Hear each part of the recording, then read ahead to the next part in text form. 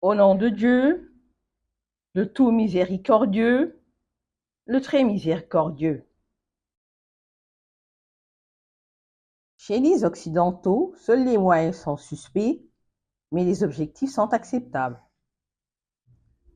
Laissons le musulman interroger correctement son Coran et le chrétien son évangile. L'impérialisme mondial ne saurait remplacer un tel message dans le cœur d'un homme fort de son appartenance à la conscience universelle. Ce n'est pas parce qu'il y a des incultes parmi les Occidentaux et des révoltés parmi les musulmans que tout doit s'écrouler. Il faut aider les uns et les autres à être moins récalcitrants.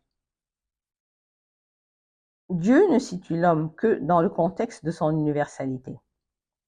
Il lui retire de la maturité spirituelle et sa peau et sa langue, afin que sa peau et sa langue ne servent de fossé entre lui et son objectif.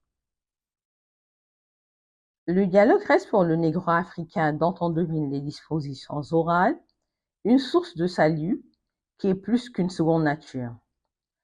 Pourtant, force nous est de reconnaître que nos partenaires sont trop rigides dans leur raisonnement, trop réalistes dans leurs entreprises, pour se laisser séduire par un humanisme.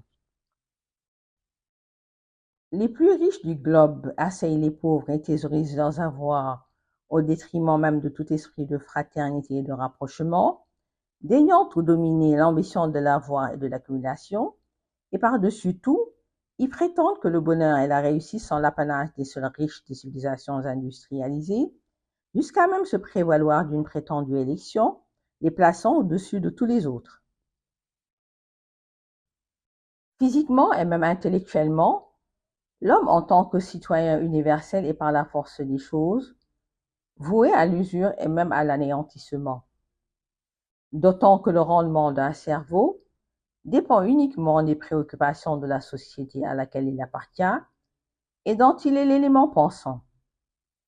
Le cerveau d'un négro-africain se sent comme écrasé entre les tenants de sa nouvelle condition, nostalgie d'un passé qui ne se renouvelle jamais, aversion déclarée contre les puissances dominatrices qui, avec un cynisme monstrueux, disposent de son présent, obsession face à cette éventualité qui est la reconquête de sa dignité perdue.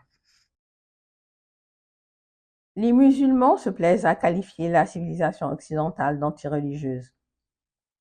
Ils disent que cette civilisation n'opère que pour le compte du matériel, et cela au détriment de toutes les qualités humaines sans lesquelles la société actuelle ne se présente que comme une cité de barbarie. J'ai dit alors qu'à force d'imitation et de compétition, tous les autres continents connaissent la même euphorie pour le bien-être, avec bien sûr moins de franchise et beaucoup plus de maladresse.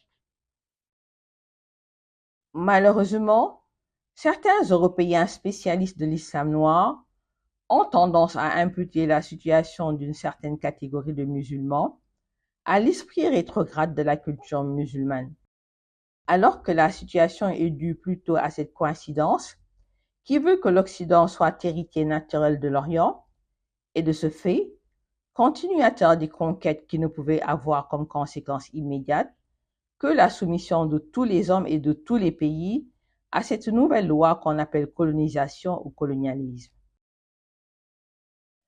L'Occident, en tant qu'impérialisme, n'a-t-il pas l'ambition de s'approprier les trois religions révélées?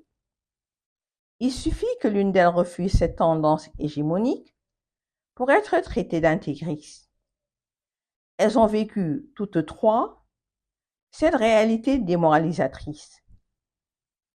La voix de Moïse étouffée par un activisme exacerbé, l'autorité du Christ coupée de ses origines orientales, et l'islam combattu de toutes parts. L'Occident a perdu le naturel en matière de réflexion, et avec cela la notion de l'immatériel.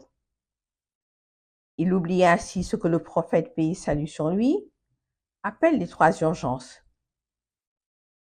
Éloigner la justice de l'arrogance, la créance de l'asservissement et la mort de tout ce qui est faste et cérémonial. Est-ce un signe de puissance, j'allais dire d'intelligence, que de soumettre un Indien ou un nègre? Cela ne fit honneur à personne.